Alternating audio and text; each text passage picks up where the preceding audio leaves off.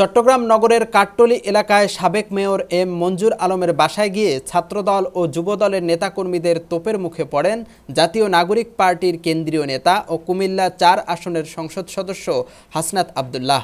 মঙ্গলবার বিকেলে ব্যক্তিগত গাড়িতে করে তিনি ওই বাসায় যান বলে স্থানীয় সূত্র জানিয়েছে। তিনি কেন এই সাবেক মেয়রের বাড়িতে এসেছেন তার সঠিক তথ্য না পাওয়া গেলেও সামনের সিটি কর্পোরেশন নির্বাচনে মঞ্জুর আলমকে এনসিপির প্রার্থী করার বিষয়ে আলাপ আলোচনা করতেই হাসনাত আব্দুল্লাহ এসেছিলেন বলে একটি সূত্র নিশ্চিত করেছে।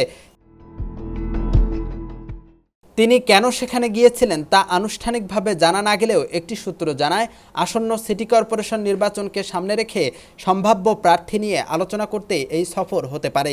ঘটনার এক পর্যায়ে বাসার পক্ষ থেকে তার উপস্থিতির বিষয়টি প্রথমে অস্বীকার করা হয়।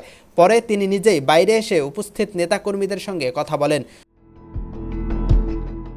যুবদলের স্থানীয় এক নেতা জানান, আমরা হাসনাত আব্দুল্লাহকে তার ভারত ও আওয়ামী বিরোধী অবস্থানের কথা স্মরণ করিয়ে দিয়ে জানতে চাই তিনি সাবেক আওয়ামী লীগ নেতা এম মঞ্জুর আলমের বাসায় কেন এসেছেন। তিনিও এক্ষেত্রে আমাদেরকে বোঝানোর চেষ্টা করেছেন।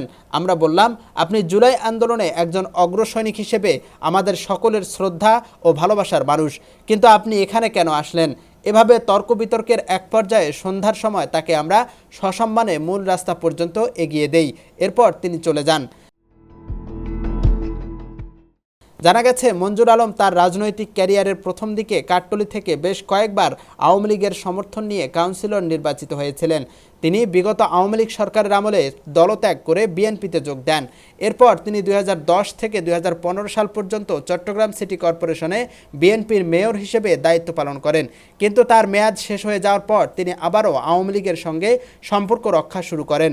বর্তমানে চট্টগ্রাম সিটি কর্পোরেশনের মেয়র পদে নির্বাচনের কথাবার্তা শুরু হলে তিনি আবারও মেয়র পদে নির্বাচন করবেন বলে আলোচনায় আসেন। এই অবস্থায় হাসনাত আব্দুল্লাহ তার বাড়িতে এলেন। এ বিষয়ে এনসিপির স্থানীয় নেতাদের সঙ্গে যোগাযোগের চেষ্টা করা হলেও তাৎক্ষণিকভাবে তাদের বক্তব্য পাওয়া যায়নি। ইউএফটি ফার্স্টের সাথে ট্রেড করুন যে কোনো জায়গা থেকে। ক্যাম্পাসে ক্লাসের ফাঁকে, ঢাকার জ্যামে বসে কিংবা ঘরে বসে ট্রেডিং এখন হাতের মুঠোয়। তাই ট্রেড করুন যখন খুশি, যেখানে খুশি।